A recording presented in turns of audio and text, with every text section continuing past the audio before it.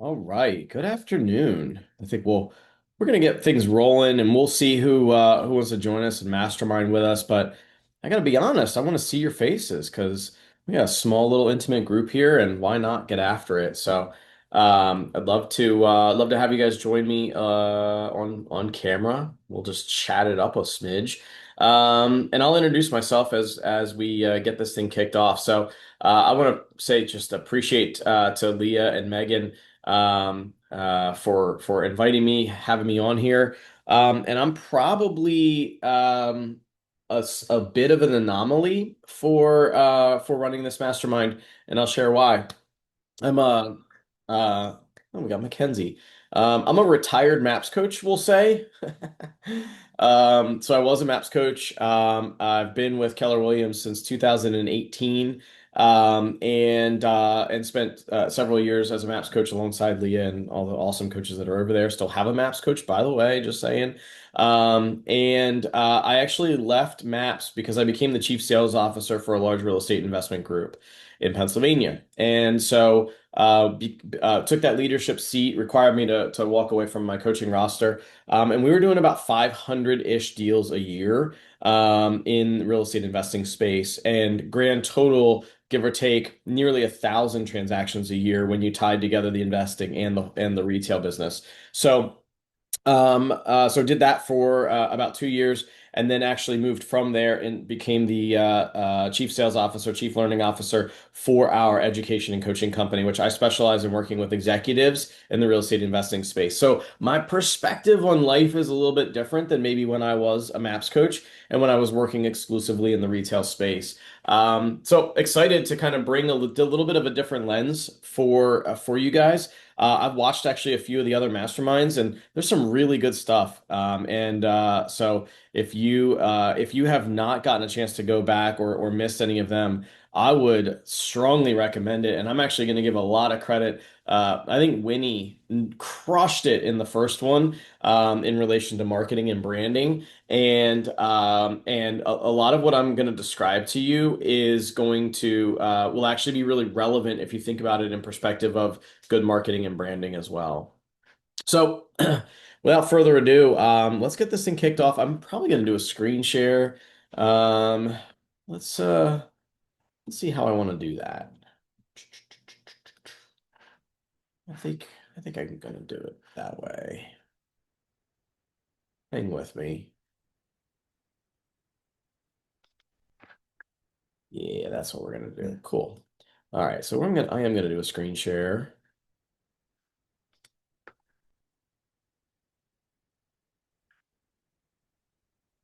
Can you guys see that? Give me like a thumbs up or a heart or even a yes would be awesome. Cool. Um, Very good. Thank you. Thank you. Thank you. Thank you. Okay. I appreciate it. So let's talk about this, right? One thing that has happened in my background, and I was just giving you guys like the bullet point of my biography there, is what we found is that in real estate businesses, whether they're retail, whether they're wholesale, fix and flip, investing, whatever business it is, that building a sales system at scale actually requires getting simple. And I think that in the real estate space, a lot of people resist acknowledging that we are in a sales business. And if you think about any other sales business where there's a funnel and a sales process, like it doesn't really matter what the widget is. In fact, I think it's actually interesting. Real estate agency is like the island of misfit toys. There's like a ton of different backgrounds. A lot of people become like an accidental business owner in real estate, and they look up and they're like, "Oh my gosh, like I don't have the background of business or whatever. Like I just did this because I like people or whatever, right? Like I was trying to get back into the workforce. Like I've seen all of the backgrounds, and there's no right or wrong to any of those.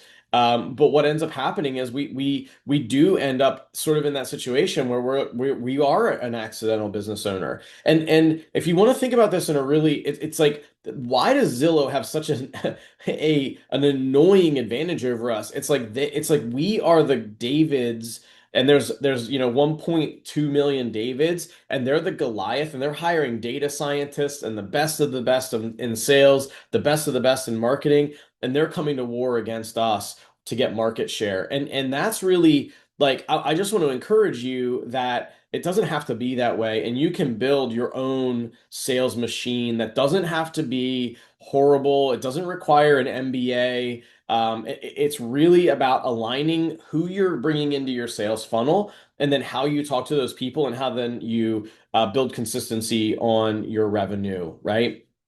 So we're going to talk about that. Let's see. I'm not actually even 100% sure how to make this go forward. Let's see if I can do that.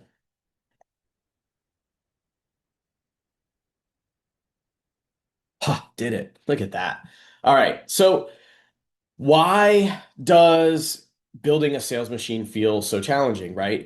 And if you think about that, I'm very empathetic to the real estate agent suffering and pain, right? We're like we're chasing leads. We need to make sure that we've got enough of a lead machine that we are in that we're able to support our goals, right? Like if you have a maps coach or you're a high level business owner, like building your lead model, your lead generation model, your economic model, right? Like you know what your economics are and what your goal is, and you need to build your lead machine to support the financials that you want to have. So once you know what your GCI targets are, then you need to get an idea of how many signed agreements you need to have, and then it becomes simply a lead generation game, right? And so ooh, I did not want to go backwards, so I don't know how to do that. Okay. So we need to chase those leads. The number two thing is we need to worry about like what's our competition looking like, right? And so like we have the inside game and the outside game, and there's certainly no shortage of real estate agents. So like we have to compete against that. We end up like real estate again is a little bit of a finicky business because it is one business where there's you need to have two sides of knowledge. You need to have the sales side of knowledge and you need to have the transactional side of knowledge. We're fiduciaries for people, right? I do have a real estate license just for even though I work in education and investing, and I still have ownership in some brokerages. Like I'm totally team realtor here, right? And yet I'm gonna say like the transactional conversations don't make you money. The sales conversations make you money, and the transactional conversations keep you out of trouble, right? The sales conversations give you opportunity. The transactional conversations let you close on those opportunities and do it in a responsible way. And so don't mistake being a subject matter expert of real estate with being a business owner who's generating opportunities and having enough closable chances to hit all of your revenue goals. And then the last thing that's really drives people crazy in selling, right, or in real estate is not having consistency to their process. And um like a rule that we live by in our business and in our coaching, and I would tell you to, if you're going to take notes on any of this, something to really think about there is like you need to have the CPR of sales, okay? The CPR of sales is this. It's consistency, predictability, and repeatability.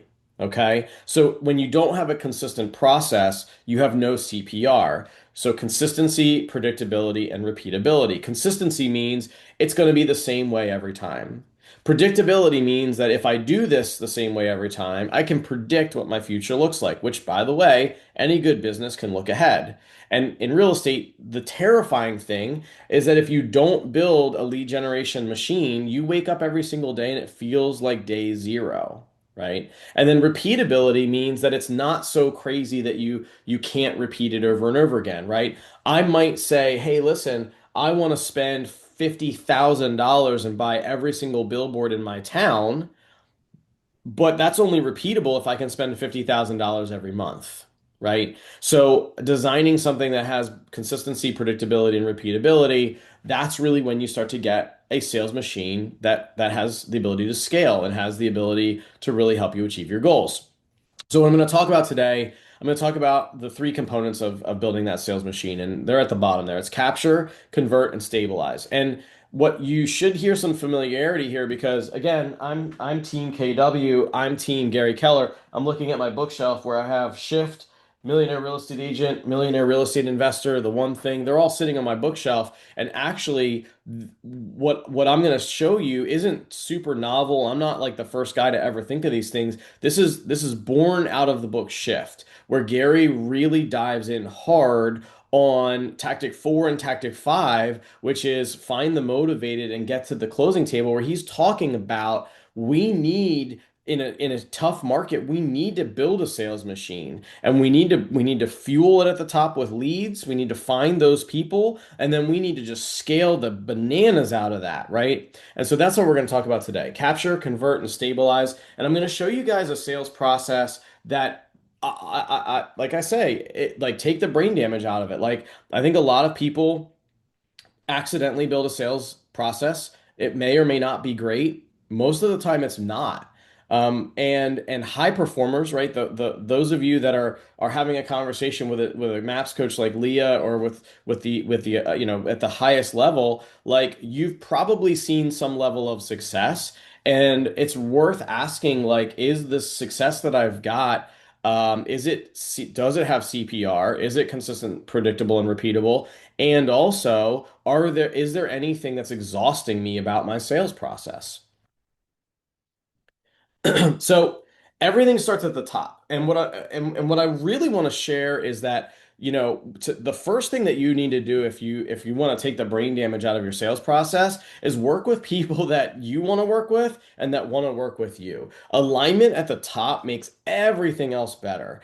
And when you do that, and I'm going to give you some KPIs, and frankly, I hate having a slideshow. So I'm happy to like pull the whole thing down and just like talk about it, if you want to talk about it. But because you have me for the whole hour, and I want it to be a valuable hour for you. So, Kimberly or Dee, like if there's any questions or specific things that you want to dive into in relation to sales, like it's all that I do. I travel the whole country doing sales consulting and working with sales funnels and sales machines of teams that are, making 8, 12, $15 million a year. So you can ask me anything. We can take advantage of this time we have together. But I'll share that the best teams are doing at the top is they're aligning their marketing and prospecting. They're aligning their lead generation strategies and specifically thinking about who do they want to be talking to. Now I'm going to go and I'm going to talk about real estate investors for a moment. They are actually they teach us a very important lesson that we need to be learning.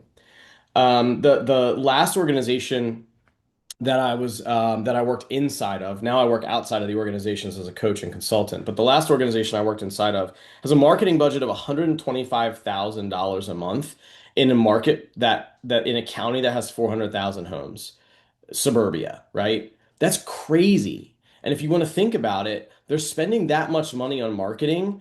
And I'm going to blow your mind a little bit more. They're doing that and they are fighting for, give or take, we know mathematically about 7 to 10% of the market share. So, of the number of real estate transactions that are going to happen in an area, 7 to 10% of them are going to be off-market real estate investor style deals. So to spend that much money to get that targeted, there's a lot of lessons you can learn about how they want to align their message and their method with the people they want to do business with. And I'll share with you some insights into how they did that. So the first thing that they do is they divided that between the marketing side and prospecting. And now marketing is you put a message out into the world and people come to you. So depending on where you are, and Kimberly, you're in Kentucky, and I'll share like maybe the name Mark Spain could be familiar to you. He does a ton of work in the Southeast. Mark Spain's huge. And Mark Spain is notorious for billboards, right? Big red billboards. Okay. So Mark Spain is crushes it at marketing, right? He is an attractor. So he puts his message out there, like guaranteed home offer or whatever it is that however he positions that message. He also is pretty active with TV, and he puts that out there, and so his marketing is super strong. So he's going to put a message out there and have people come to him. On the back end of that, then he has inside salespeople who are going to receive those calls and do the opening of conversion to bring them into the pipeline. But at a smaller scale, right? Not all of us, and I have some level of an indication of what his budget is, and none of us want to play in that space. But whether we're playing at that level or some level below that, like we can do the same thing, right? And so when you think about like social media, YouTube, Google Ads, open houses, that's marketing. In addition to that, I'm going to take it to the next level is, TV, radio, and direct mail kind of ends up being a crossover between marketing and prospecting. And I'll talk about that in a second. But whenever you're doing that, you need to be thinking what audience is going to like care about this message that I'm putting out there, and how am I creating a call to action that actually increases my chances. I think one of the really sad and devastating things. Oh, yes, please. Go ahead. Yeah, come, let's talk. Okay, so I am curious if you could really dive into Google Ads. Hmm. Um, because I always hear Sphere. I'm like, we've got a good handle on our Sphere. I don't Uh-huh. really want to do a billboard. We are currently, what's the right word? We've got the little blue check mark next to verified on Yep. Google. And I get a bill every month for fame, like for Google, but I'm like, I don't know if I'm just not using it fully how it should be used, but a lot of times I'm getting calls of people looking for a rental, which we just in our area we're so small, we don't have a really good source to like help Yeah. rentals, honestly. But I'm like, what am I doing wrong with Google? Like it's probably our second or third probably in our lead source, but how can I make it better? Love that. Great question. We can go all hour on that. So Google ads are like Google's going to provide leads in pretty much like three different ways. You're going to have PPC, pay per click, which then divides into two different formats, and I'm going to give those to you. One is branded PPC, and the other is unbranded PPC. Now, before I go any deeper than that, are you running your own Google, or do you have like an agency or somebody that's doing it for you? I'm doing it myself and I don't know what I'm doing. So Perfect. That's okay. So you can be just dangerous enough, and you're getting dangerous results now. So I want you to think about this. Did you design your own ads? I don't even think I'm running an ad in there. Like I tried to, and then it had like a flag that it wasn't running or something, so it's not on there. But you like if you search us, we're showing up at the top because we're verified. So I think Okay. I'm paying for that, So, but I'm so not it sounds like you're a provider, like a Google like verified provider, and maybe not showing up specifically on PPC. So that's actually one of the other ways that you can use Google. And so you can do it by way of location. You can do it by way of like a verified provider or verified that's what they call it. Or you can do it as PPC. I would encourage you, if you're already showing up as a verified local provider, I would also encourage you to consider putting a little budget behind PPC, true right. PPC.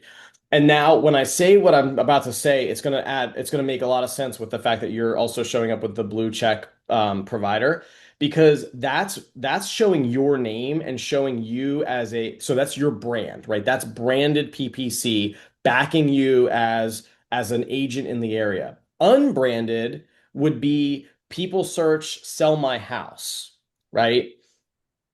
And you now are actually showing up on keywords. So keywords would be a different type of Google ad strategy that's not related to your brand. It's related to what you do for people. And that's a whole different monster. I strongly recommend, especially in a small-ish market where you're already like got good market share.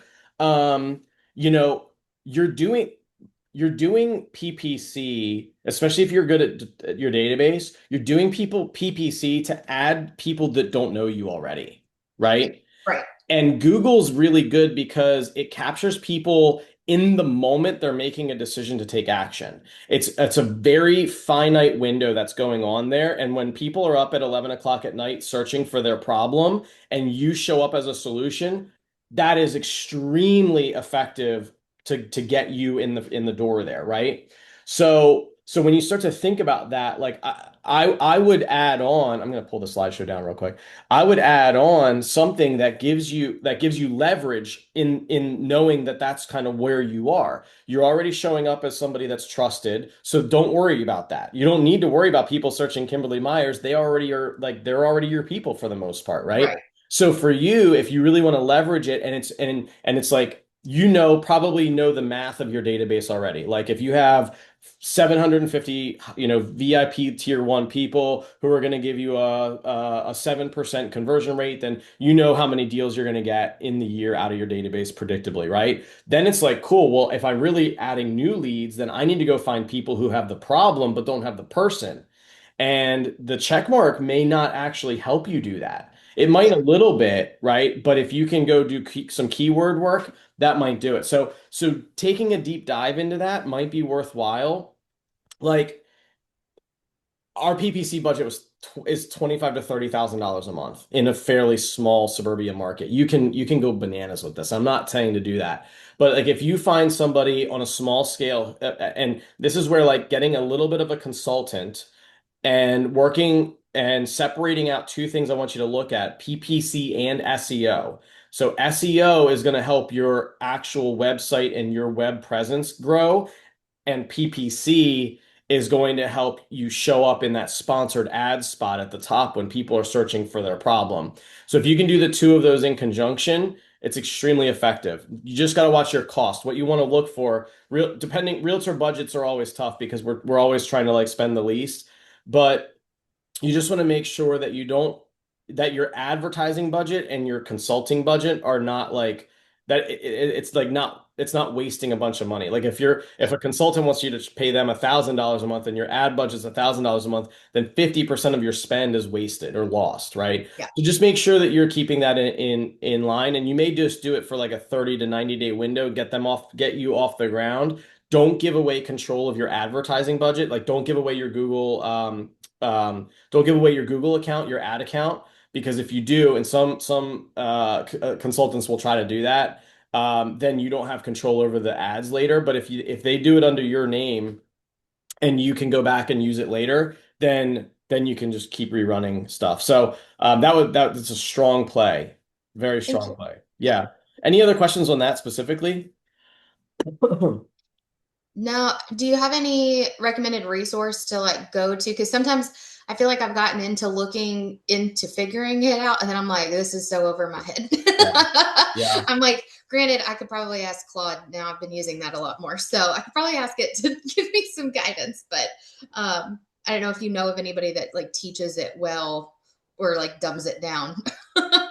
So actually, Leah will probably have really good resources for you because I don't know if you know, her significant other is like a total nerd in that space, and Leah has a fairly decent amount of background in that. So I would talk to her about it. Okay. My recommendation, there's two angles to go there, is like the big national vendors, right? Find some bigger one or somebody local. I've always been team local, which is harder. It's more work to go find that person, but it gives you a little bit more longevity on the relationship, and like they're going to know your local demographics and understand like consumer behavior in your area a little bit more. You don't have that learning curve where they have to come in and like see, how do people behave and shopping habits and all that. So I'm personally team local, and it can Okay. be as simple, and actually, by the way, it's a great database touch to business owners. So if you have a database like that you've got segmented out, like people who own businesses, entrepreneurs or whatever, call them. Great free touch for you, right? It's like, hey, I'm working on my Google, presence or whatever. And I'm wondering, like, do you do any Google advertising, or do you know anybody who like consults on that locally here? So I'm always a sucker for like free engagement with my database, and that's a really great way to just like call all the people that you know that own Yeah. businesses and ask them. Awesome. Because you'll find really good ones. And honestly, and this is there's three females here, so don't nobody yell at me.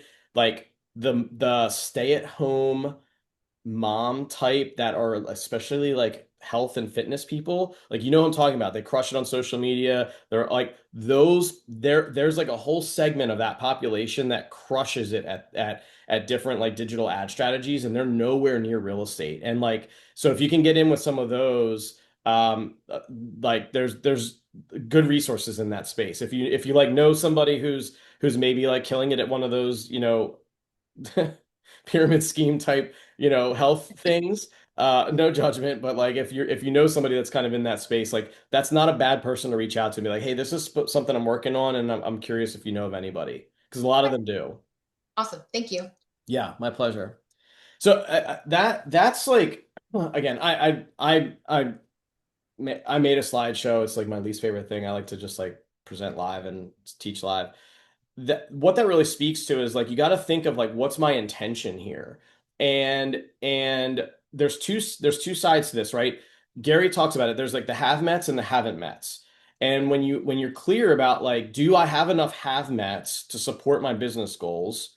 If yes, work them and design prospecting and marketing around my have mets. If I don't and I need to grow it, and we always have this like addiction to moreism where we want more, more, more, then haven't mets are going to be the pathway. And we need to think like, so like you made the comment, I was like, I'm may not maybe not going to go get a billboard. Billboards are haven't met magnets, right? And love it or hate it, Mark Spain literally has like built, he's exited for like $1 billion on his business.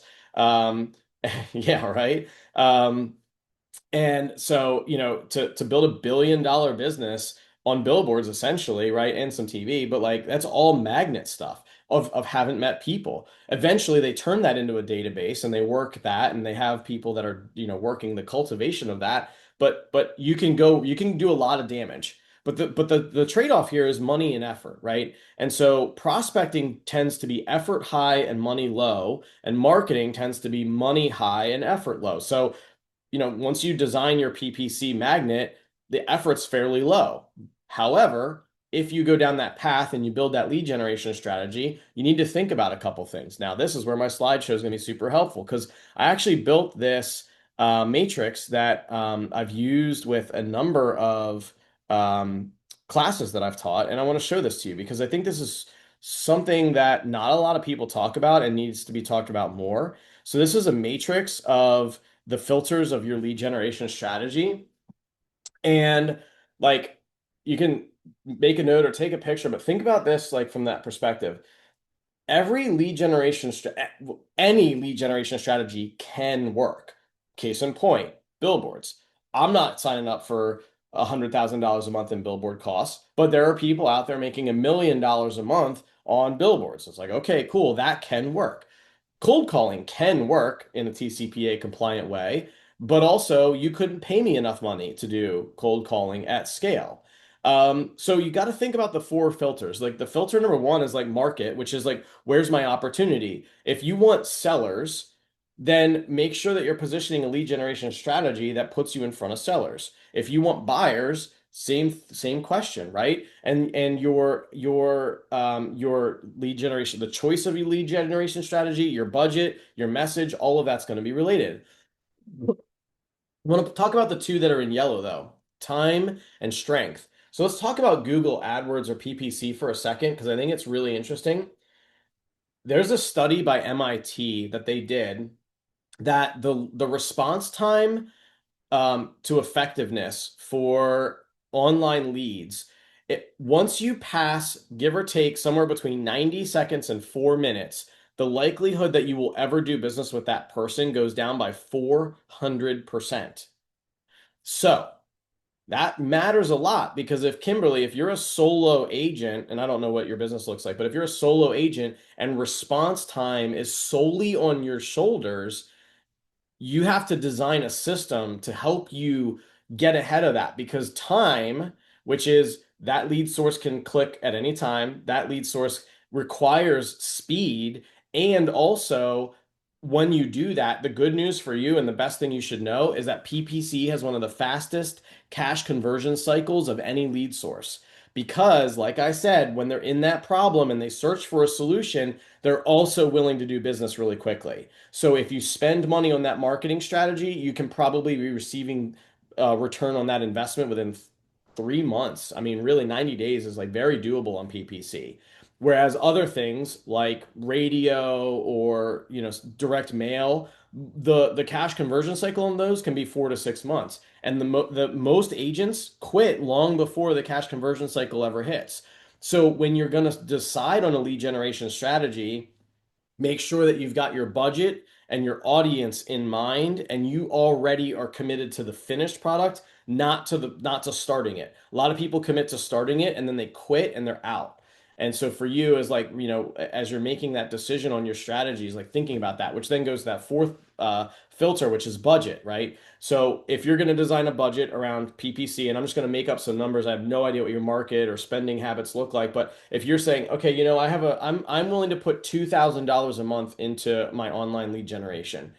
What I actually need you to do is say, I'm actually putting $6,000 in an account specifically for PPC, and I'm willing to see it through for 3 months before I ever look at that money again. So you commit to the end of the budget, not to the beginning of the budget. Because what happens a lot of times is people start to spend money, they have an emotional reaction to how it goes, and they like flail around and quit or change or whatever, and they give up way too soon. So the four filters for lead generation strategy. Now, when you do that, and you're thinking, right, and by the way, like, so, matching your personality there for strengths is like, if you like highly motivated, urgent type of people and you want to meet strangers, then a lead source that puts you in a position to meet urgent strangers is in your strength. If you're like, you know what, I just really want to work with people that I already know from, my social media or my sphere, it's like, well, then don't go spending money on Google. Don't put yourself in that position. So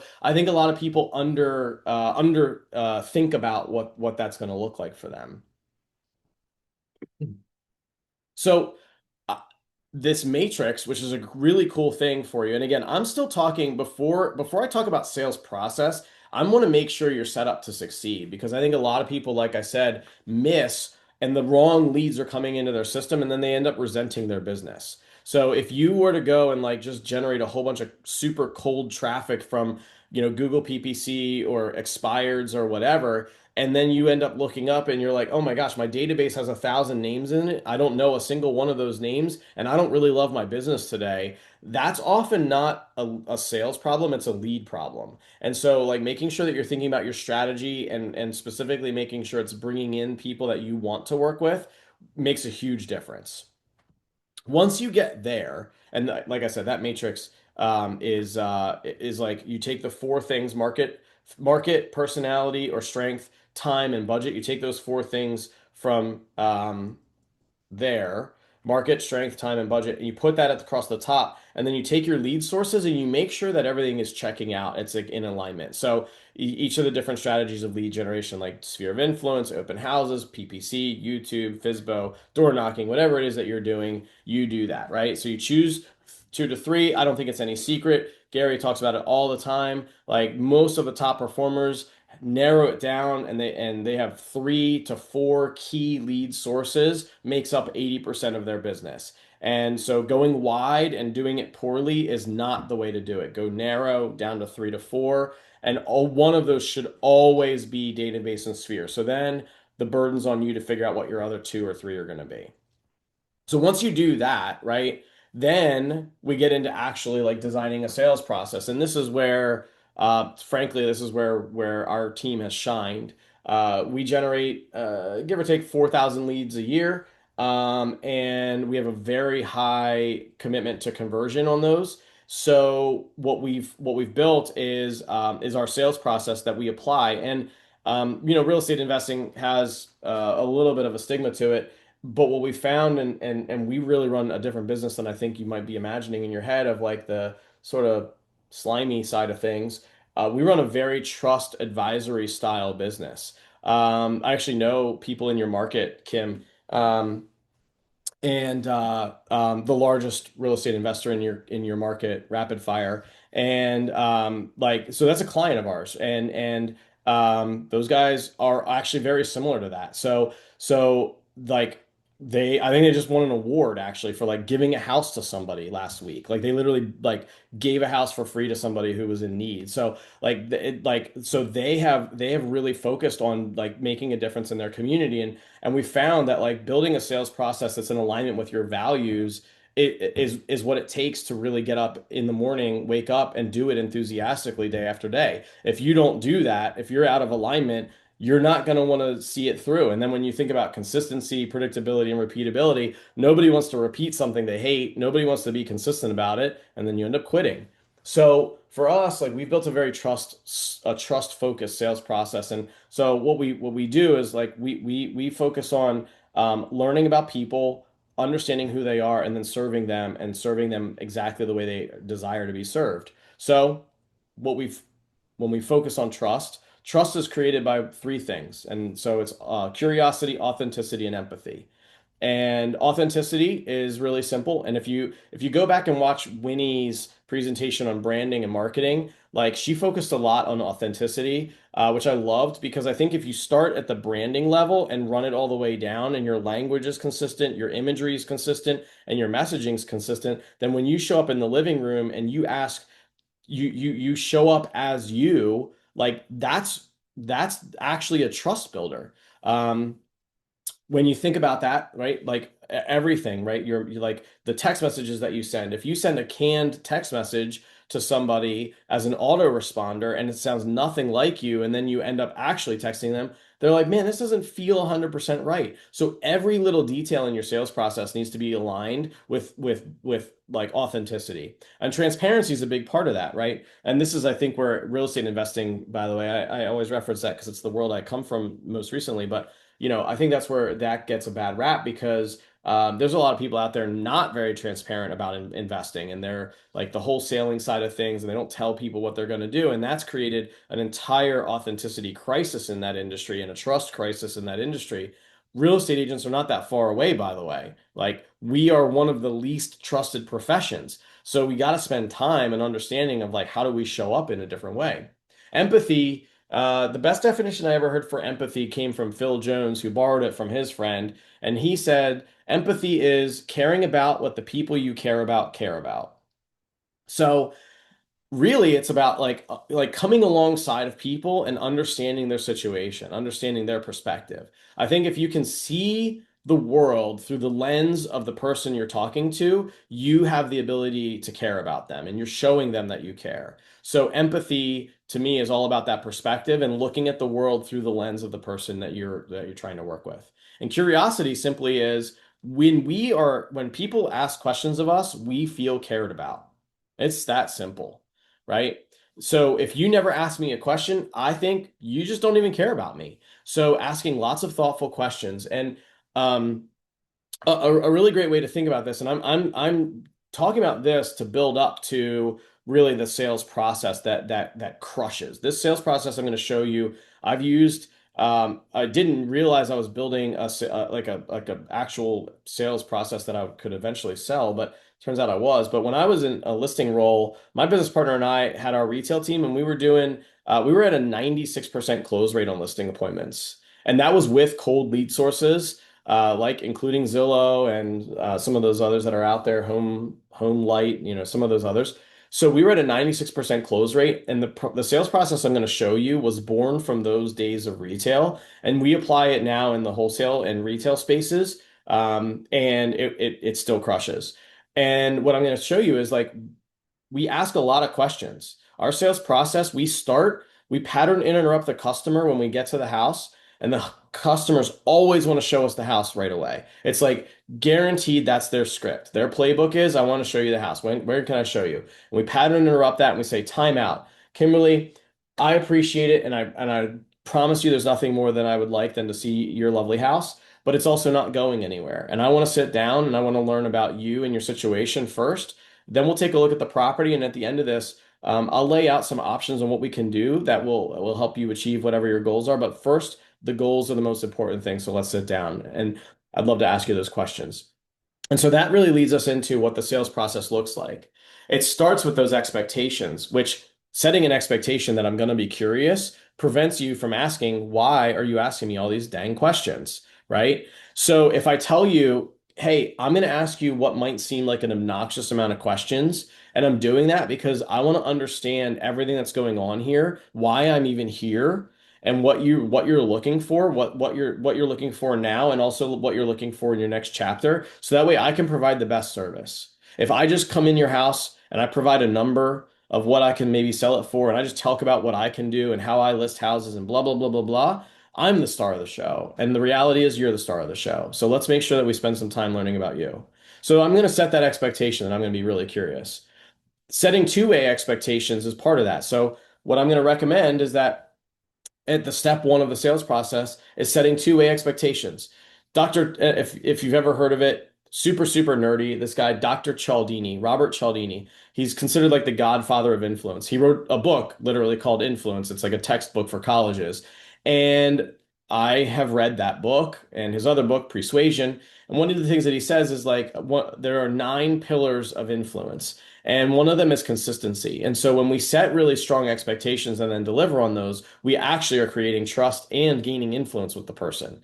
And so when I set expectations and ask expectations, which I'll show you in a second how to do two-way expectations, when I do that, it allows me to have influence over you through the remainder of the sales process. It also pre-closes you on the outcome. So I'll watch and I'll show you.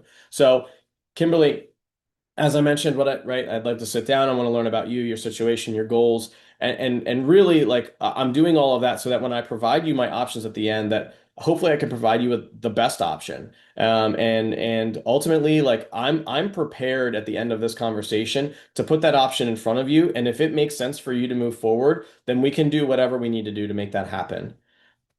So by saying that, I've already got the wheels spinning that like I'm gonna make you an offer of what I want to do, which, I'm gonna list your house and this is the way I'm gonna do it. Here's my commission. This is how I do business. I'm setting the tone. I'm gonna provide all that to you, but I've also provided you with a little bit of an indication that I'm gonna ask you to do business. And oftentimes when we get to the close of our appointments and we ask for business, it feels like a surprise to the customer. And we get this reaction of like, I need to think about it. I'm not sure. And we get some resistance. But when we start them thinking about the close at the expectations, their brain is catching up to their emotions the whole way through the sales conversation. And we're much more likely to get them to take action at the end. So a little sneaky step is that expectations is directly correlated to closing when you tell the customer that closing is a possibility. Mm. The other thing that happens is we remove pressure and we position ourselves as an advisor because a salesperson sells, an advisor asks questions and prescribes an option at the end based on the answers. A salesperson doesn't care about the answers. And so what you'll find then is your appointments, one, will be longer, and two, will have a much higher close rate. So all of that starts at expectations. The real meat and potatoes of like having a good sales process without brain damage is just have fun in step two. So step two is about building trust. And for us, we define that as understanding these two questions. Who am I dealing with and what do they truly want? So you should be able to answer those questions. Now, notice I haven't talked about real estate or houses or listing commissions or anything else. I'm going to tell you that if you went to a doctor and you had a headache and you walked into your appointment and you were like, Dr. Joe, I have a headache. And I was like, okay, hey, I got these samples of these pills back here. Do you want to take those? You'd be like, you haven't asked me a single question. You haven't done a single test. There's no chance I'm taking that drug, right? But if I ask you questions like, how long has that headache been going on? What kind of symptoms do you have? Is it a big deal or a little deal? Is it impacting your life a lot or not a lot? How long can you keep going with this? What have you tried so far? What other options have you explored? Right? If I ask you all of those questions and you give me all of those answers, and I say, hey, you know what? Based on everything you've said, I think that these drugs that I've got back here in this cabinet would probably be something you should consider. You are much more likely to be bought into that outcome. And so we front load trust into the sales process with a lot of curiosity and then backload solutions later. And I promise you, it feels weird the first couple times you try this in a sales appointment and you go into a listing presentation and you take nothing with you and you just sit down at their kitchen table and you can take something. You can take a blank tablet is like one of my favorite things to do in an appointment. Take a blank tablet and leave the listing paperwork in the car. And when you do that, it completely drops all of the defenses. They open up a lot more. Promise you, you'll be the only listing agent that does it that way. And you're going to set yourself apart as a real consultant as opposed to a slimy salesperson. So we stay in trust. The trust is really like, and this is where I take zero credit. Like this is all from the book Shift. In the book Shift, Gary says the six connecting questions. This is literally what I've been teaching sales for years. Who, what, when, where, how, and why. Like we practice these to an obnoxious level that I can go to anybody and have a six connecting question conversation, Give or take done well, it takes about 20 to 25 minutes to understand all the questions. But like I want to be in that consultative phase for about 60% of my appointment or more. And a really, really good listing appointment, you shouldn't even be talking about the house until you're 30 to 45 minutes in, which is crazy, right? But I promise the close rate goes through the roof. So we ask all of these questions. And honestly, a good trick is, and like just for clarity, like this is my training from yesterday was like the six connecting questions: who, what, when, where, how, and why. It's like all I do. And we practice like the questions we're going to ask. Yesterday I said, who will be impacted by this sale? How are they feeling about it so far? And what do you think they are the most concerned about right now? Right? So just like understanding like how am I going to ask my questions? What order? How does it sound fluid? What information am I gaining? How does it help me have leverage in this close? Like all of that. So don't sleep on that. And Gary tells us in Shift that every mega agent has five aspects to their job description. If you've never heard of that, it's lead generation, lead conversion, going on appointments, negotiate contracts, script and role play. Script and role play is slept on a lot, especially as like, life gets lifey. But if you practice it and really work on these questions and how to have that consultative approach, it's a game changer for your close rates and the way your customers will feel about you. So we focus on that. We focus on soft skills like listening, keyword backtracking, tone, pace, all of that stuff. All of that creates trust. All of it. Listen, in the South, it's like even more important. You try to go into somebody in Connecticut and go into their house and slow things down and keyword backtrack. They're going to tell you to F off, maybe punch you, and the appointment's over, right? So you got to really lean into like where your market is and how you're going to behave there. So if step two is about understanding who they are and what they want, step three, we're asking this question: should we do business together? I think that a cardinal sin of real estate agents is always assuming we should do business with the person in front of us. And if you assume that you should, the customer feels skittish. If you are open to the idea that we shouldn't do business, you become harmless to the customer. And that's when they really are going to lean in and trust you. People want what they can't have or what they feel like isn't guaranteed to them. That's going to make them lean in. So if you're completely neutral and say, hey, listen, I'm totally okay if we're not a good fit for each other, if we're not a good fit to do business together. That's like, wow, that's a very bold statement. But what I want to do is I want to earn trust before I get to the fact that I'm actually asking whether we should do business. So we got to start at that other part. Now we get here in step three of a sales process and we're qualifying whether we should do business. So now we're asking like the ready, willing, and able. Are they ready to do business? Are they willing to do business? Are they able to do business? Are we in alignment? And we're looking for three answers. One is an absolute hell yes. Yes, let's do business right now. So it's a yes right now. The other one is an absolute hell no. We should not do business. You're not even the decision maker on this house. You're not even in agreement with the husband and wife. Like, there's no reason for us to be doing business today. And the third one is a yes, but not today. So that's that not yet.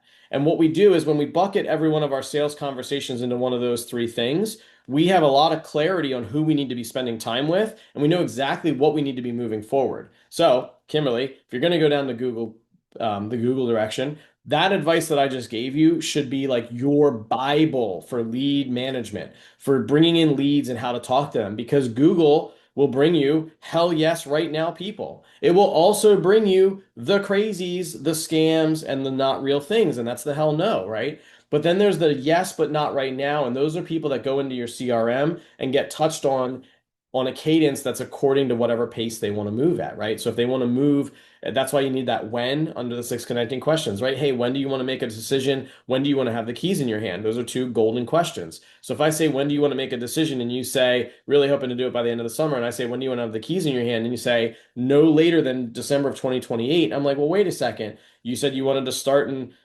July and you don't want to be done for 2 years. Talk to me about that, right? So we want to make sure we're moving at the right pace with people. But when we do that, that determines what cadence of follow-up those people go into. And our CRM actually works then. It actually manages the relationship, which is what it's designed to do.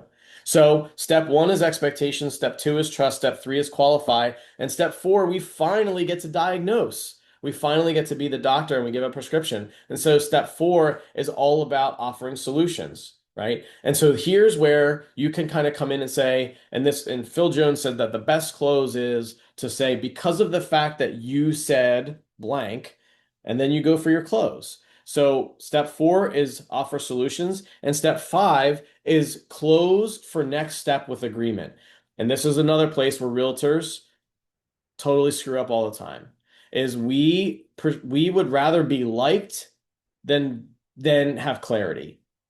We're afraid to ask that clear, defined next step because it might mean that we're going to hear no or some version of an objection that we're not prepared for. And I'm going to tell you that that leaves you in that weird state where you end up in a chase relationship with people where you're chasing them down or they're hiding from you and it never feels good. And when we have lots of clarity, we know exactly what it looks like. And so clarity looks like this.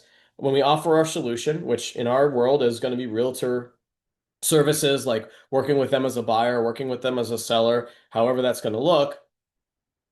Then when we get to close for next step, it's really simple. It's like, D, what exactly should we do next? And D gives me an answer. And maybe she says, this all sounds really great.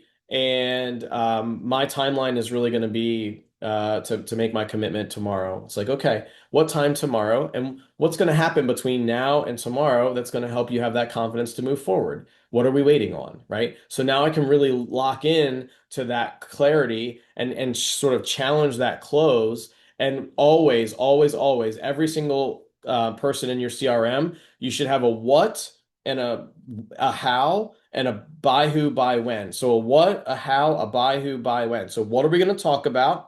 How are we going to talk about it? By who, by when. So if you say, I want to talk to somebody, I'm going to say, cool. What specifically should I check in on when we talk next week?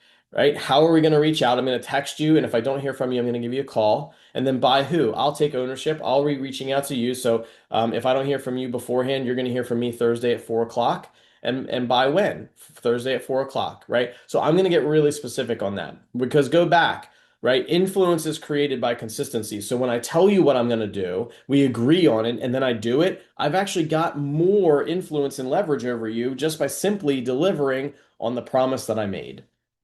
So that's a 5-step sales process that honestly, if you just do that and you align it with lead generation that doesn't drive you crazy and doesn't bring you people that you don't want to work with, if you just do those two things, you're set. And I talked about it from there as like how to stabilize and scale it. But the reality is we don't need to talk about all that. Like just do those two things, you're going to be in much better shape. So there we go. Um, I'm totally game to answer any additional questions that you have as we wrap up here. I'm all for it. But love to hear like an aha or takeaway or any question.